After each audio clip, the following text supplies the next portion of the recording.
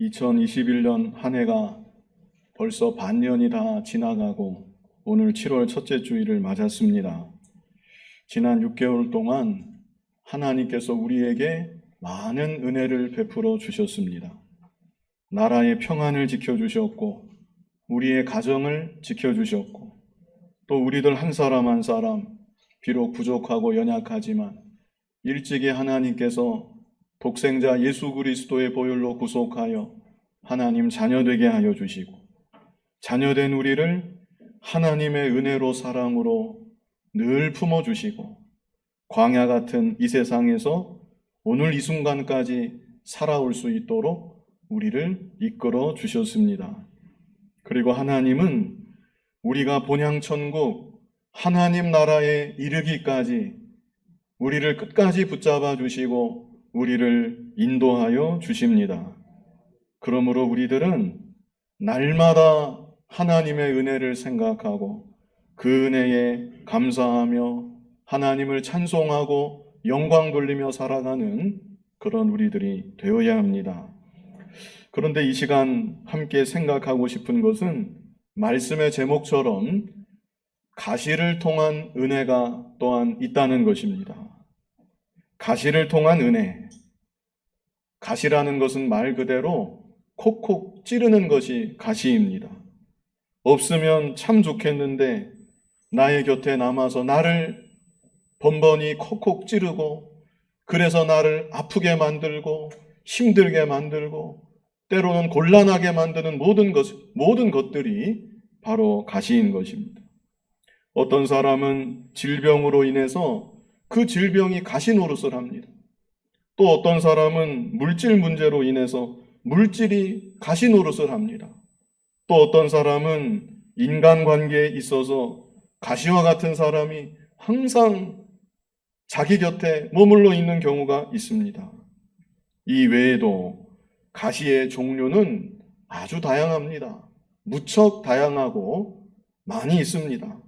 그런데 분명한 것은 우리가 알아야 될 것은 이런 가시들도 하나님께서 우리에게 주시는 또 다른 은혜라는 사실입니다. 특별히 오늘 본문은 사도 바울에게 있었던 가시에 대해서 우리에게 말씀해 주고 있습니다. 오늘 말씀을 통해서 사도 바울에게 있었던 가시는 무엇이었는지, 그리고 그 가시로 인한 하나님의 또 다른 은혜는 어떤 은혜였는지 우리 같이 생각해 보고자 합니다.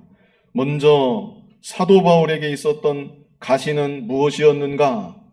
성경의 여러 구절들을 통해서 종합해 보건대 이 사도 바울은 눈병을 앓고 있었습니다.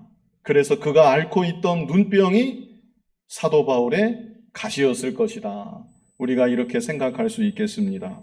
갈라디아서 6장 11절 우리 같이 한번 읽어보겠습니다. 같이 읽겠습니다.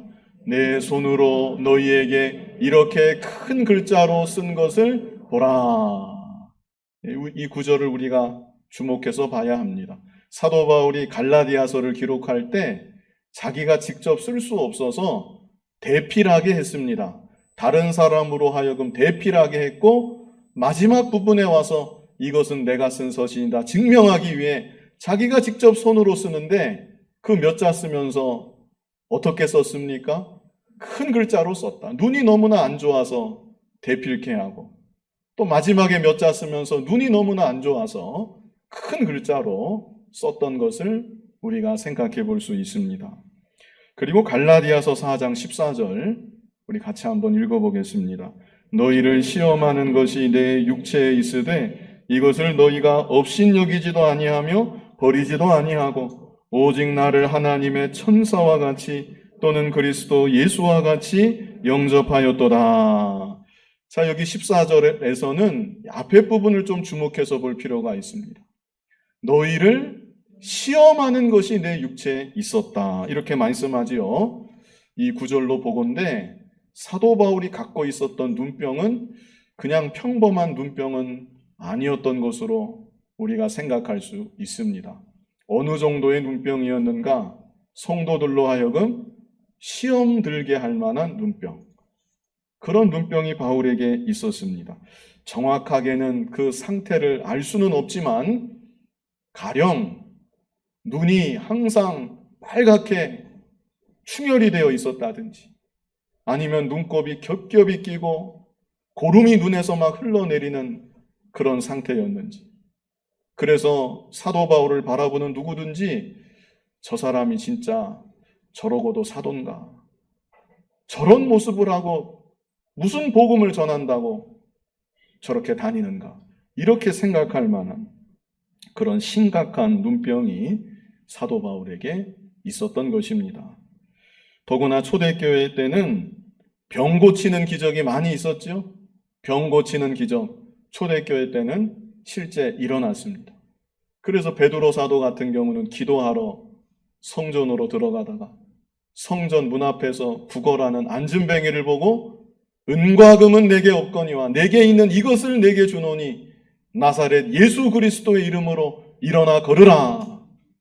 베드로 사도가 그렇게 말하고 그 안진뱅이 손을 잡아서 일으키니까 안진뱅이가 일어나서 걸어가는 그런 치료의 역사가 나타나기도 했습니다. 그런데 사도 바울은 어떻습니까?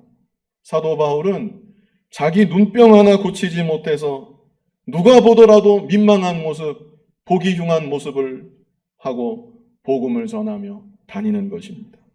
이것은 사도 바울 자신에게 정말로 큰 곤욕이 아닐 수 없었을 것입니다. 일단 다른 것을 다 떠나서 눈에 병이 있으니까 얼마나 불편하고 힘들었겠습니까? 몸이 성하고 건강해도 힘들 판에 고질적인 눈병을 가지고 전도여행 다닐 때 얼마나 힘이 들고 불편이 많았겠냐는 겁니다. 게다가 사도 바울은 하나님의 계시를 받아서 말씀을 기록해야 되는데 자기 스스로는 기록할 수가 없습니다. 대피라는 사람이 반드시 옆에 있어야 됩니다. 얼마나 불편한 일이고 시간도 더 많이 걸리고 얼마나 답답한 일이었겠습니까? 자기 자신은 혹 불편과 고통을 감수한다고 해도 다른 사람들이 사도 바울을 바라볼 때 이것은 도무지 덕이 되지 않을 것 같습니다. 감기만 걸려서 기침을 콜록콜록 해도 성도님들 집에 신방 간다는 것이 조금 미안할 수 있겠는데 사도 바울의 병은 그 정도가 아닙니다. 눈병이면 벌써 보는 사람으로 하여금 피하게 만드는, 거부감 들게 만드는 그런 모습을 사도 바울이 하고 있었던 것입니다. 더구나 사도 바울은 세계 방방곡곡을 돌아다니면서 낯선 곳에서 복음을 전해야 합니다. 혹시 바울을 잘 아는 사이라면 이해할 수 있겠지만 사도 바울을 전혀 모르는 이방 사람들이 바울을 도대체 어떻게 보겠습니까? 그러므로 사도 바울에게 있는 눈병, 이 육체에 가시는 정말 보통 심각한 문제가 아닌 것입니다. 바울이 스스로 생각할 때 나는 이 눈병부터 치료해야 된다. 다른 무엇보다 이 눈병부터 내가 치료받아야 내가 비로소 하나님의 일을 제대로 감당할 수가 있겠구나. 충분히 그렇게 생각하고도 남았을 것입니다. 그래서 사도 바울이 이 문제를 놓고 하나님께 간절히 기도했습니다. 우리 본문 8절 같이 한번 읽어보겠습니다. 본문 8절 읽겠습니다. 이것이 내게서 떠나가게 하기 위하여 내가 3번 주께 간구하였더니, 몇 번 주께 간구했습니까? 3번 간구했다. 이것은 특별 작정 기도를 말하는 것입니다. 사도 바울이 기도를 안 했겠습니까? 날마다 기도하는 사람이 날마다 기도할 때마다 자기 눈병을 놓고 기도했을 것입니다. 그런 기도가 아니라 특별 작정 기도. 내가 이 제목 가지고 하나님과 좀 단판을 지어야 되겠다. 금식을 했는지도 모르겠습니다. 특별히 기간을 정해놓고 작정 기도하기를 3차례나 그렇게 기도를 했다는 것입니다. 그런데 하나님께서 어떻게 하셨는가? 바울의 기도를 들어주셨습니까? 안 들어주셨습니까? 안 들어주셨습니다. 그리고 하시는 말씀이 본문 9절 처음에 있는데요. 나에게 이르시기를 뭐라고 말씀하세요? 내 은혜가 내게 족하도다. 내 은혜가 너에게 족하도다. 너는 이미 필요한 은혜를 다 충분히 받았느니라. 더 이상 나에게 그런 문제 가지고 기도하지 말아라. 하나님께서 이런 감동을 사도 바울에게 주셨던 것입니다. 그렇다면 도대체 무슨 이유인가? 무슨 이유로 우리가 생각할 때 정말로 이 기도는 들어주셔야 되는 기도인데 왜 하나님이 이 기도를 들어주지 아니하셨는가? 그리고 바울에게 있는 이 육체의 가시가 어떻게 하나님의 또 다른 은혜가 될 수 있는 것인가? 우리가 이에 대해서 몇 가지로 생각해 보겠습니다. 먼저 첫 번째는 가시로 인해 언제나 겸손한 자리에 머물 수 있습니다. 이것입니다. 한번 따라해 보시겠습니다. 가시로 인해 언제나 겸손한 자리에 머물 수 있습니다. 이것이 바로 은혜라는 것입니다. 겸손한 자리에 머물 수 있는 것, 이것이 하나님의 은혜입니다. 오늘날도 하나님은 우리를 겸손하게 만드시려고, 그뿐 아니라 겸손한 자리에 머물게 하시려고 우리에게 가시를 주시는 것입니다. 본문 7절 우리 뜻을 생각하면서 같이 읽어보겠습니다. 여러 계시를 받은 것이 지극히 크므로 너무 자만하지 않게 하시려고 내 육체의 가시 곧 사탄의 사자를 주셨으니 이는 나를 쳐서 너무 자만하지 않게 하려 하심이라. 사도 바울이 어떻게 하지 않게 하시려고? 너무 자만하지 않게 하시려고. 자만하지 않게 하시려고가 두 번 나옵니다. 자만하지 않게 하시려고 가시를 주셨다. 다시 말해서 가시를 통해 사도 바울을 치시는 것입니다. 혹시 교만한 생각이 마음속에 일어나려 할 때 가시가 사도 바울을 칩니다. 갑자기 눈이 더 아프다든지 눈병이 더 심하게 도진다든지, 그래서 바울이 교만이 쑥 나오다가도 다시 들어가는 것, 나올래야 나올 수가 없게 되는 것입니다. 특별히 사도 바울은 여기 7절에도 말씀했지만 자만하고 교만할 만한 충분한 조건을 사도 바울은 다 가지고 있었습니다. 7절에 있는 이 구절뿐만 아니라 사도 바울은 세상적으로도 그 학력으로 보든지 조건으로 보든지 갖춰야 될 모든 것을 다 갖춘 사람이 사도 바울이었습니다. 영적인 면에서도 사도 바울은 특별했습니다. 뒤늦게 사도가 되었지만 다른 어느 사도보다 계시를 많이 받은 사도, 그 사도가 바로 바울이었습니다.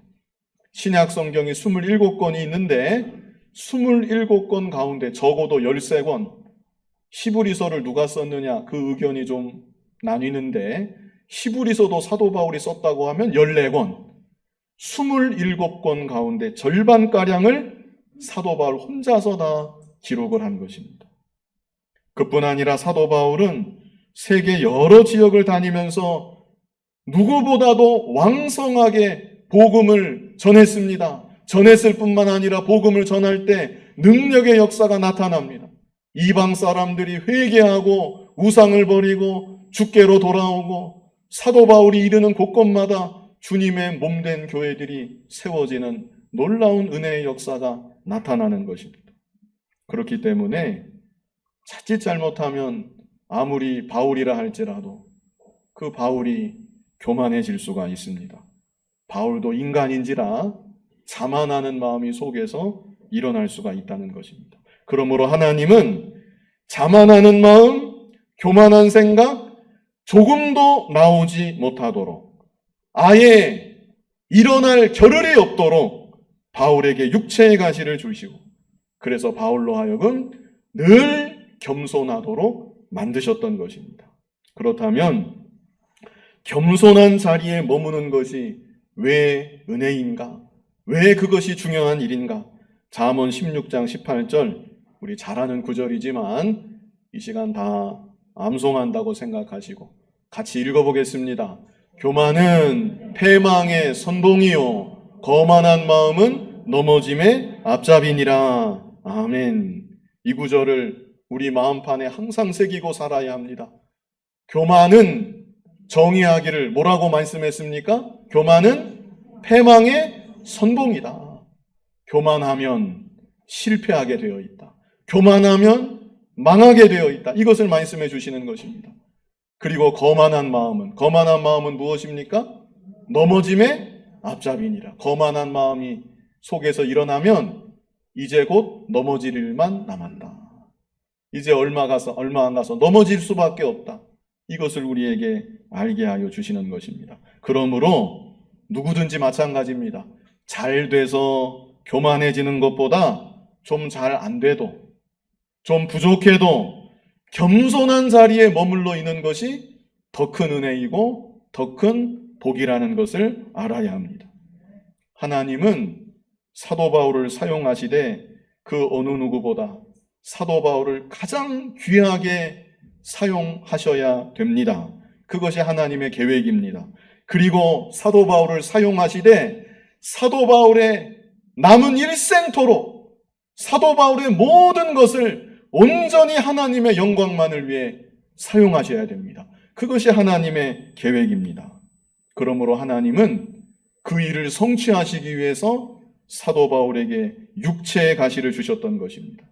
육체의 가시로 인해서 자기 자만과 교만에 빠질래야 빠질 수 없도록 아예 그 가능성 자체를 원천 봉쇄하셨던 것이고, 그래서 그로 인하여 바울은 언제나 겸손한 자리에서 오직 하나님의 영광만을 위하여 남은 일생토록 쓰임받을 수가 있었던 것입니다.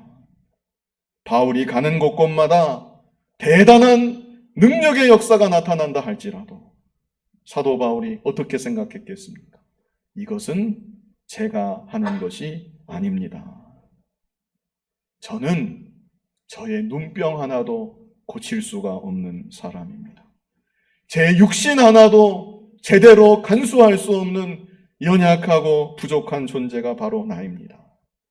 저를 통해 나타나는 이 모든 역사는 하나님의 역사입니다. 하나님의 능력입니다. 사도 바울이 언제나 이렇게 고백할 수 있게 되는 것입니다. 오늘날 우리들도 마찬가지입니다. 가시가 없어서 자만이 생기고 교만한 자리에 빠지는 것보다 가시가 있어서 겸손을 배우게 되고 가시가 있어서 자중하게 되고 겸손한 자리에 머물러 있게 되는 것, 이것이 더 큰 은혜고 더 큰 복이라는 것입니다. 우리에게 어떤 가시가 있습니까? 그 가시로 인해서 우리들이 겸손을 배워야 합니다. 가시로 인해서 겸손한 자리에 머물러 있어야 합니다. 그래서 하나님께 더욱 온전히 귀하게 쓰임받을 수 있는 저와 여러분 될 수 있기를 간절히 바랍니다. 두 번째로, 가시로 인해 하나님만을 더욱 의지하는 사람이 되었습니다. 이것이 은혜입니다. 한번 따라해 보시겠습니다. 가시로 인해 하나님만을 더욱 의지하는 사람이 되었습니다.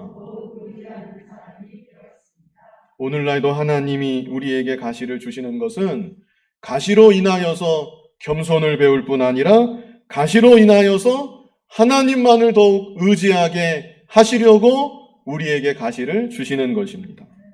그러므로 없던 가시가 새롭게 생겼다, 아니면 원래 있던 가시인데 근래 들어 더 나를 아프게 찌른다, 만약 그렇다고 하면 하나님께 더 기도하라는 것입니다.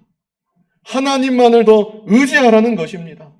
이런 하나님의 뜻인 줄 알고 하나님께 더 전심으로 기도하고 하나님만을 더욱 의지하는 우리들이 되어야 합니다. 사도 바울의 경우 눈병이 너무나 심하기 때문에 정말 하나님의 특별하신 도우심이 아니면 복음 사역을 감당할래야 감당할 수가 없습니다. 그러므로 바울이 가시로 인하여서 하나님만을 온전히 의지하는 더욱 굳건한 믿음의 사람으로 다져질 수가 있었던 것입니다. 사도 바울이 다른 지역으로, 생소한 지역으로 복음을 전하러 떠날 때, 그 지역에 또 도착이 임박했을 때 바울이 어떤 심정으로 기도했겠습니까?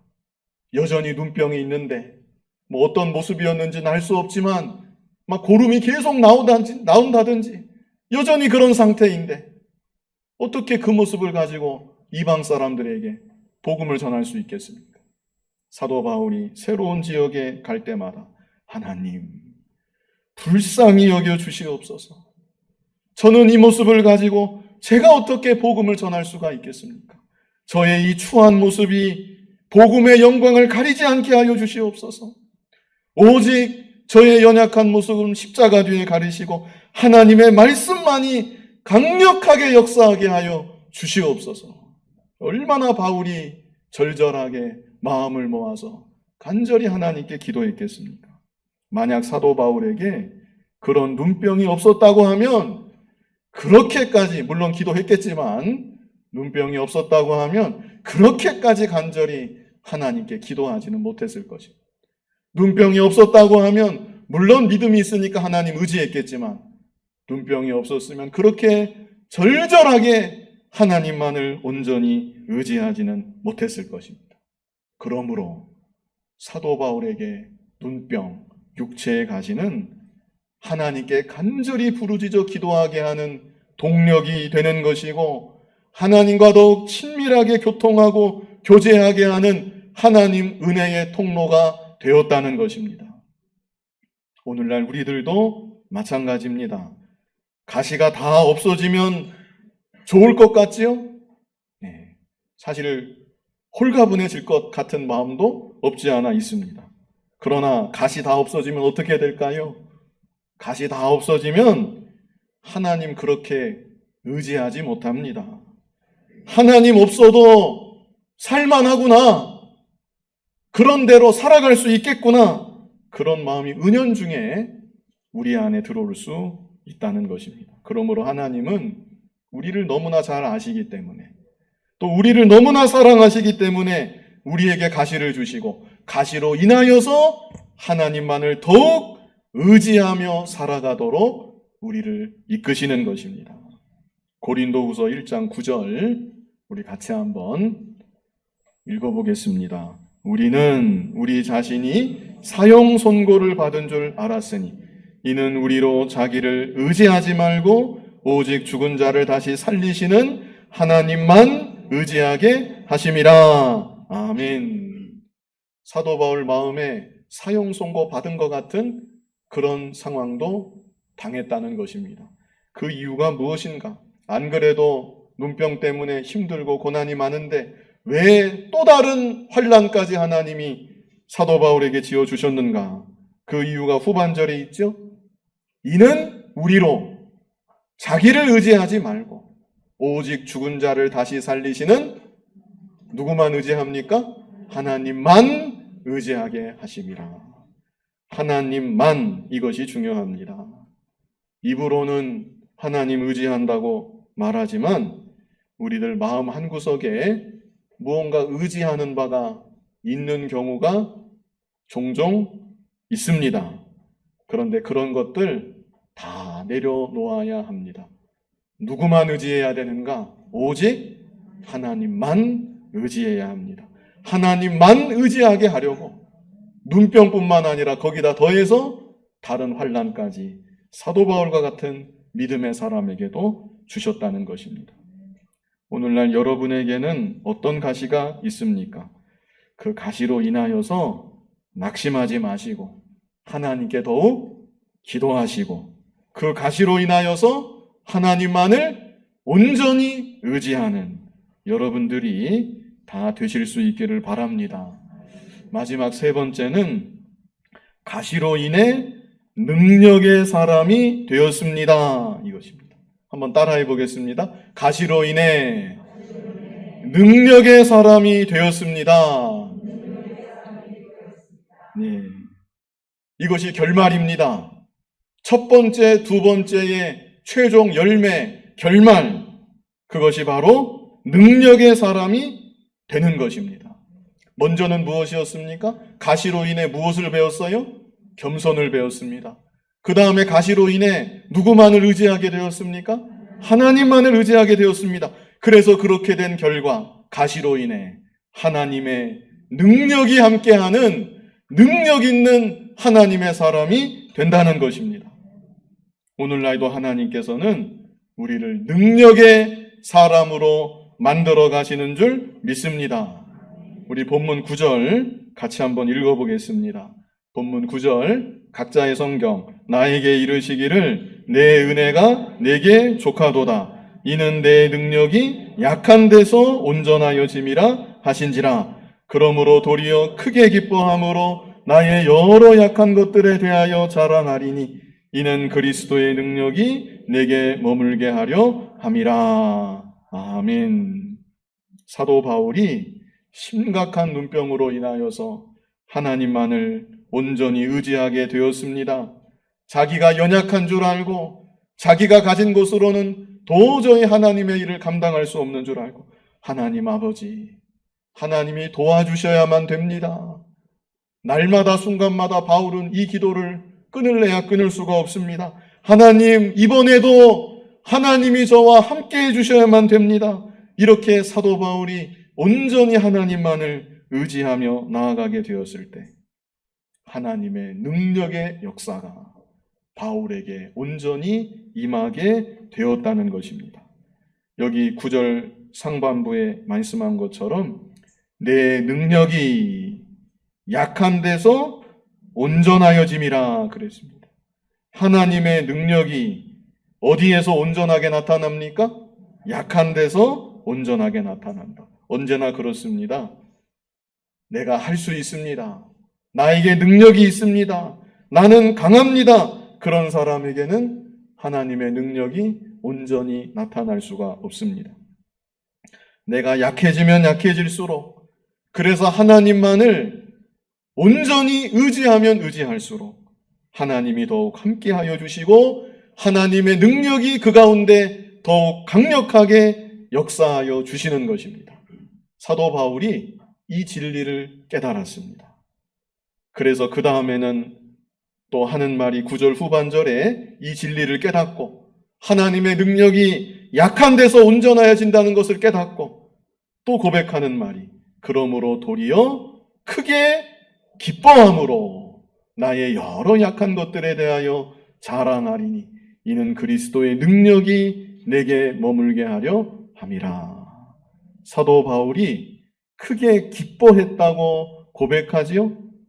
이 진리를 깨닫기 전에는 나에게 이 가시만 없어지면 참 좋겠는데, 가시가 없어져야 내가 하나님의 일을 비로소 제대로 능력 있게 감당할 수 있겠는데, 사도 바울이 이런 아쉬움과 안타까움이 늘 마음 가운데 있었습니다. 그러나 그것은 인간적인 생각이었다는 것입니다.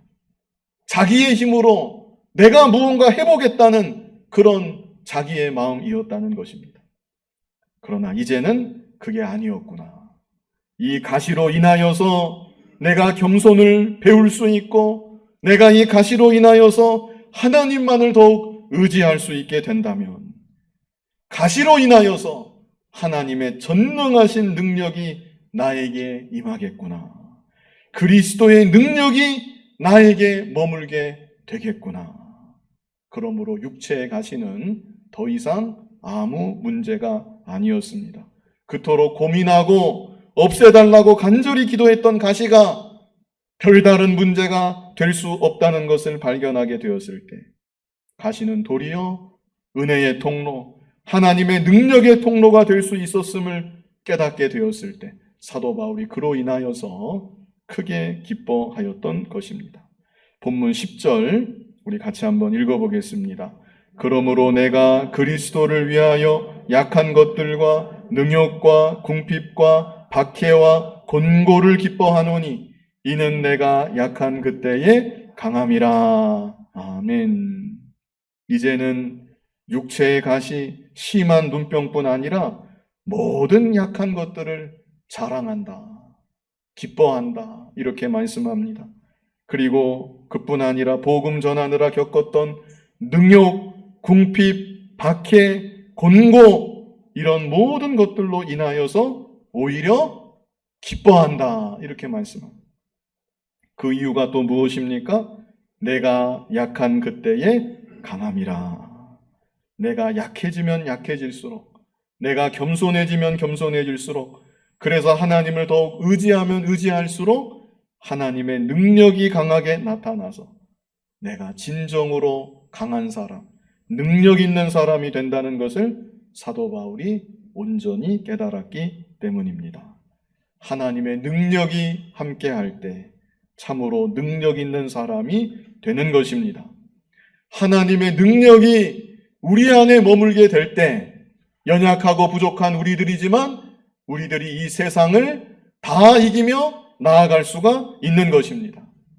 다윗이 소년이었지만 골리앗 장수를 향해 믿음으로 나아가서 골리앗 장수를 무너뜨렸습니다. 모든 이스라엘 장수들 벌벌 떨고 있을 때 다윗이 하나님만을 의지하고 골리앗 장수를 향해 나아갔던 것입니다. 너는 내게 칼과 창과 단창으로 나아오지만 나는 네가 모욕하는 이름 만군의 여호와의 이름으로 너에게 나아가노라. 하나님만을 온전히 의지하며 나아갈 때 하나님의 능력이 다윗에게 머물러서 다윗이 골리앗 장수를 이길 수가 있었던 것입니다. 하나님의 능력은 온 우주 만물을 창조하신 전능하신 능력입니다. 그 능력이 함께하면 나는 연약하지만 그 능력으로 인하여서 강한 사람이 되는 것이고, 나는 부족하지만 그 능력으로 인하여서 모든 일들을 다 감당하며 나아갈 수 있게 되는 것입니다. 이 시간 가시를 통한 은혜, 이런 제목으로 말씀을 보았습니다. 우리에게 있는 좋은 일, 내가 원하고 바라던 일, 그것도 물론 은혜이지요. 그런데 그것만이 은혜가 아니라 나에게 없었으면 하는 가시조차도 우리에게 은혜라는 것을 이 시간 말씀을 통해서 함께 보았습니다. 그렇다면 내게 있는 가시가 왜 은혜인가? 어떤 측면에서 은혜인가? 첫 번째는 무엇이었습니까? 가시로 인해서 무엇을 배웁니까? 겸손을 배웁니다. 가시로 인해서 교만이 쏙 들어갑니다. 겸손한 자리에 머물 수 있게 됩니다. 그러니까 그것이 큰 은혜라는 것입니다. 또 두 번째는 가시로 인해 우리가 어떻게 됩니까? 하나님만을 더욱 의지하는 사람이 됩니다. 그래서 가시가 또한 은혜라는 것입니다. 마지막 세 번째, 가시로 인해 어떤 사람이 됩니까? 능력의 사람이 된다는 것입니다.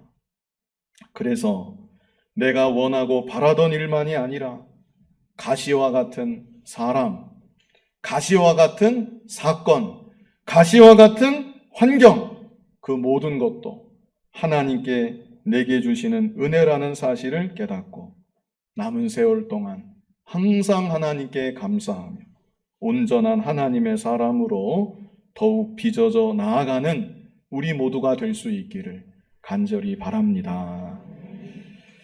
거룩하신 아버지 하나님, 우리에게 있는 가시조차 하나님이 내게 주신 은혜라는 사실을 이 시간 말씀을 통해 깨닫게 하시니 감사합니다. 가시로 인해서 원망하고 불평하고 낙심하는 어리석은 삶이 아니라 가시로 인하여서 겸손을 배우고 겸손한 자리에 머물러 있는 우리들이 되게 하여 주시고, 가시로 인하여서 하나님만을 온전히 의지하는 하나님의 자녀들 되게 하여 주시고, 그리하여서 가시로 인하여 하나님의 능력이 머무는 능력 있는 사람으로 빚어지는 우리들 모두가 되게 하여 주시옵소서. 예수님 이름으로 기도하옵나이다. 아멘.